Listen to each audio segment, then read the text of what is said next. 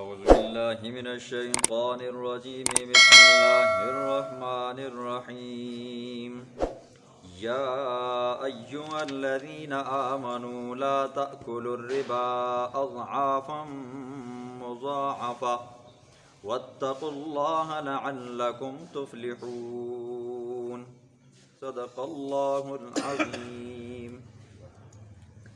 ماقبل درسوں کے اندر جنگ احد، جنگ بدر کا ذکر تھا۔ آج کے درس میں اللہ رب العزت کچھ احکامات بیان فرمائیں گے۔ پہلا حکم یہ ہے کہ یا ایھا الذین آمنوا لا تأکلوا الربا، او ایمان والو کہ ربا مت کھاؤ جی، اضعافا مضاعفہ، دگنا در دگنا، ڈبل در ڈبل ربا مت کھاؤ۔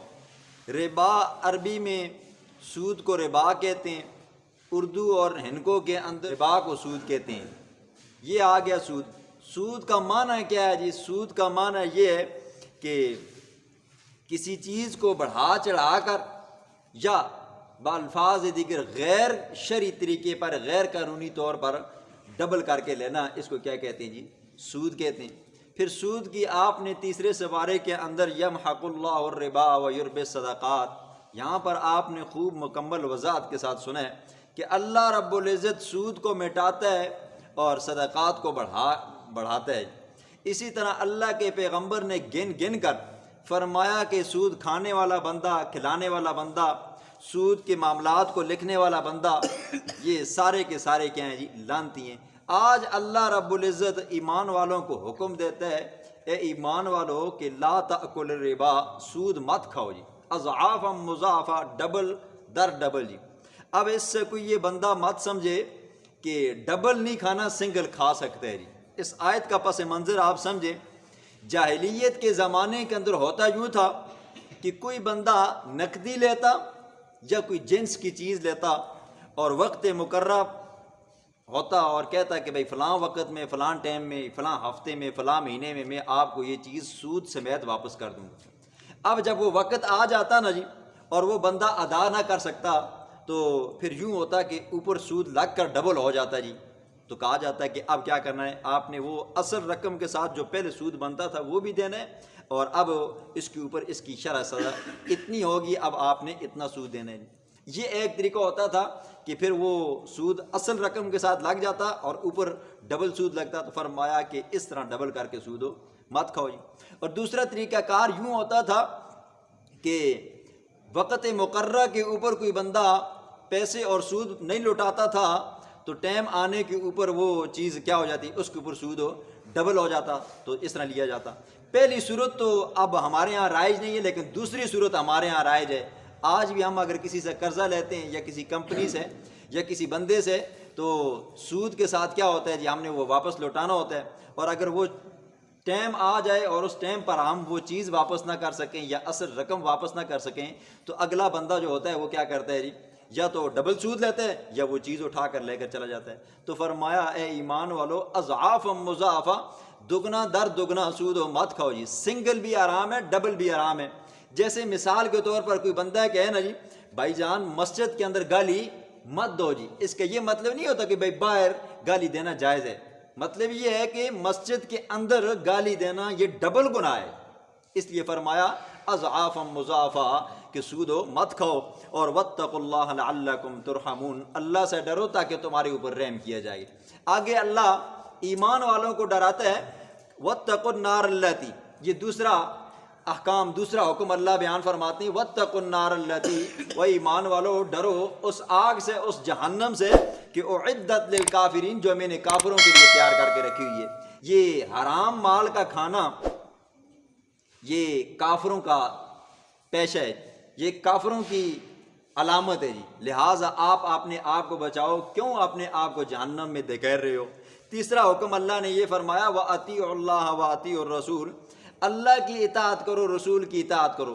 رسول کی اطاعت یہ ہے کہ اللہ کے پیغمبر نے جو جو احکامات آپ کو بتائے ہیں ان پر آپ عمل کرو جی، اگر کرنے کے ہیں کرو، نہیں کرنے کے ہیں تو ان کو چھوڑو، اور اسی طرح جو اللہ نے تمہیں بتائے ہیں کرنے کے ہیں تو کرو، نہیں کرنے کے تو چھوڑ دو۔ کیوں؟ لعلکم ترحمون، تاکہ تمہارے اوپر رحم کیا جائے۔ تیسرا حکم اللہ نے یہ فرمایا وسارعوا الی مغفرۃ من ربکم، اور جلدی کرو اپنے رب کی بخشش کی طرف، اور وجنت، اور جلدی کرو اس جنت کی طرف کہ عرضها السماوات والارض، جس کی چوڑائی زمین و آسمانوں کی چوڑائی کے برابر ہے۔ حضرت سعید بن مسیب رحمہ اللہ اور اسی طرح حضرت عبداللہ بن عباس رضی اللہ تعالیٰ عنہ جنت کی جب وہ تفسیر کرتے ہیں نا جنت کی چوڑائی کے بارے میں، وہ فرماتے ہیں کہ ساتوں آسمانوں کو اوپر نیچے تہ بتہ کر کے رکھا جائے، جس طرح کے کپڑے کو رکھ کر پھر اس کی سلائی کی جاتی ہے، اس طرح ساتوں آسمانوں کو اوپر نیچے رکھا جائے، پھر ساتوں زمینوں کو اوپر نیچے رکھ کر ان کی جتنی چوڑائی بنتی ہے نا جی، تو یہ جنت کی کیا ہے جی چوڑائی ہے۔ اب ہم نے تو کیا ہے جی اس آسمان کو دیکھا ہے، اس زمین کو دیکھا ہے، اللہ نے مثال ہمیں اس آسمان اور اس زمین کی دی ہے کہ اس کی چوڑائی کے برابر کیا ہے جی وہ جنت ہے۔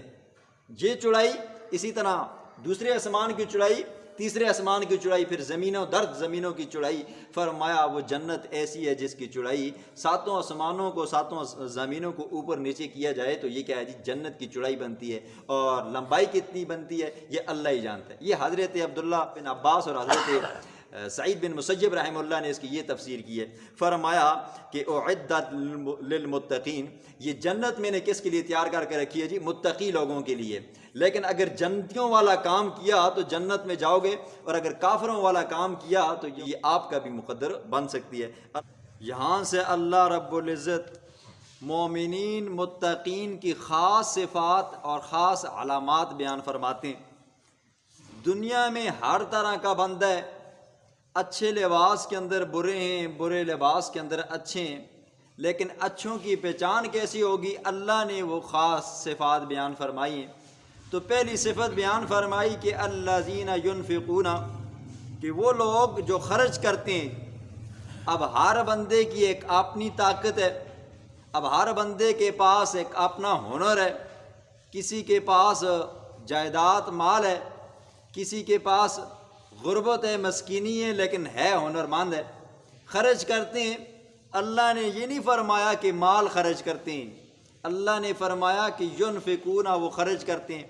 جس کے پاس وقت ہے وہ اللہ کے راستے میں وقت لگاتا ہے، جس کے پاس وقت ہے وہ مسجد کی خدمت کرتا ہے، مدرسے کی خدمت کرتا ہے، مؤذنین خدام حضرات ہیں جو خرچ کرتے ہیں، اور اسی طرح کسی کے پاس علم ہے تو وہ اپنا علم خرچ کرتا ہے۔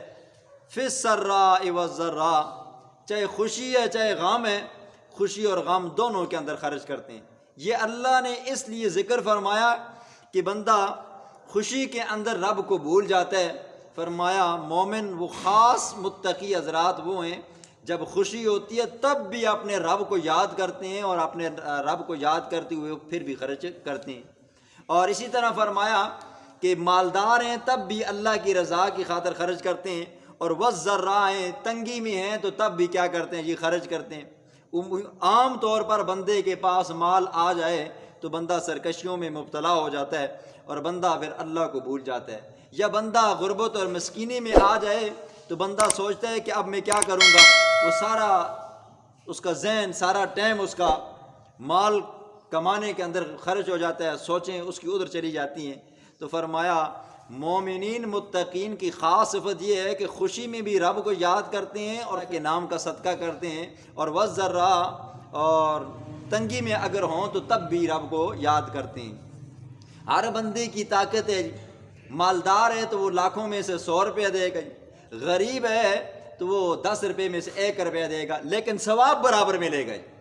مالدار ہے تب بھی اس کو اسی کے پیسوں کے بقدر ثواب ملے گا، اور اگر غریب ہے تو اس کو تب بھی ملے گا۔ ہاں، جس کی نیت جتنی زیادہ خالص ہوگی اس کو اتنا بڑھا چڑھا کر اللہ کیا کریں گے جی ثواب عطا فرمائیں گے۔ آگے فرمایا دوسری صفت یہ ہے کہ والکاظمین الغیظ، غصہ آ جائے تو غصہ پی لیتے ہیں۔ کسی بندے نے ان کے ساتھ ظلم کیا ہے یا سختی کی ہے تو وہ کیا کرتے ہیں جی باوجود طاقت ہونے کے وہ کیا کرتے ہیں جی صبر کرتے ہیں۔ ہاں، یہ نہیں ہے صبر کہ بندے کے پاس طاقت نہیں ہے، اگلا بندہ سامنے طاقتور کھڑا ہے، طاقت لینے کے بدلہ لینے کی طاقت نہیں ہے تو کہہ دیتا ہے چلو میں صبر کر دیتا ہوں۔ صبر یہ نہیں ہے، صبر یہ ہے باوجود طاقت ہونے کے بدلہ لینے کے بھی تب بھی وہ کہتا ہے میں نے اللہ کی رضا کی خاطر کیا کر دیا جی اس بندے کو معاف فرمایا ہے، یا غصے کو دبا لیتا ہے تو یہ مومنین کی دوسری صفت ہے۔ تیسری صفت اللہ نے بیان فرمائی والعافین عن الناس، کہ وہ لوگوں کے ساتھ درگزر والا معاملہ کرتا ہے۔ کسی نے اس پر ظلم کیا ہے یا اس کا حق مارا ہے تو تب بھی کیا کرتا ہے جی؟ معاف کرتا ہے۔ امام بیہقی رحمہ اللہ نے اس آیت کی تفسیر کے متحد 2 واقعات لکھے ہیں جی۔ پہلا واقعہ حضرت علی بن حسین بن علی رضی اللہ تعالیٰ عنہ کا، کہ ایک مرتبہ وہ وضو فرما رہے تھے، ان کی کنیز ان کی لونڈی باندھی، ان کے لیے پانی لے کر آئی، اور پانی جب رکھنے لگی تو گھبراہٹ کی وجہ سے ہاتھوں سے پھسلا اور نیچے زمین پہ مٹکا گرا اور ٹوٹ گیا۔ تو دل میں خیال آیا کہ اب غصہ آئے گا، تو فوراً لونڈی کے منہ سے یہ لفظ نکلا والکاظمین الغیظ۔ مومنوں کی صفت یہ ہے کہ وہ کیا کرتے ہیں؟ یہ غصے کو پی لیتے ہیں۔ تو حضرت علی بن حسین بن علی رضی اللہ تعالیٰ عنہ غصے کو پی لیا جی۔ اب دیکھا موقع مال اور مناسبت زیادہ ہے تو آگے دوسرا جملہ بھی پڑھ لیا والعافین عن الناس۔ مومنین متقین تو وہ ہیں جو لوگوں کے ساتھ درگزر والا معاملہ کرتے ہیں، معاف فرماتے ہیں۔ تو کہنے لگے کہ بھئی میں نے تجھے کیا کر دیا؟ دل سے معاف کر دیا۔ اب دیکھا نا جی، اب اور مناسبت مل گئی ہے تو آگے فرمایا واللہ یحب المحسنین، تو کہا میں نے تجھے آزاد بھی کر دیا۔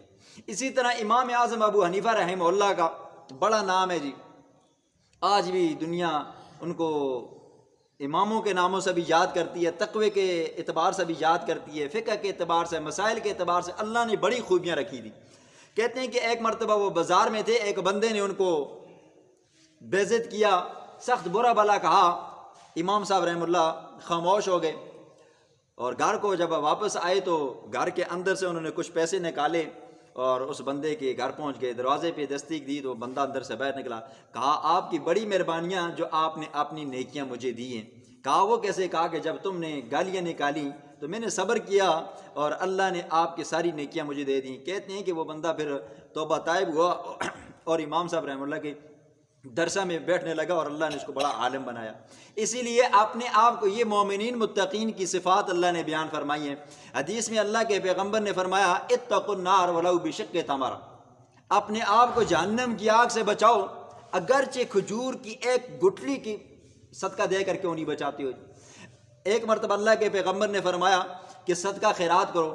کوئی صحابہ جن کے پاس سونا چاندی تھا وہ سونا چاندی لے کر آئے۔ ایک صحابی آیا، اس کے پاس کھجور کے اندر جو چھلکا ہوتا ہے نا جی، وہ چھلکا اس کے پاس تھا، اس نے اللہ کے پیغمبر کے دربار میں وہ پیش کیا۔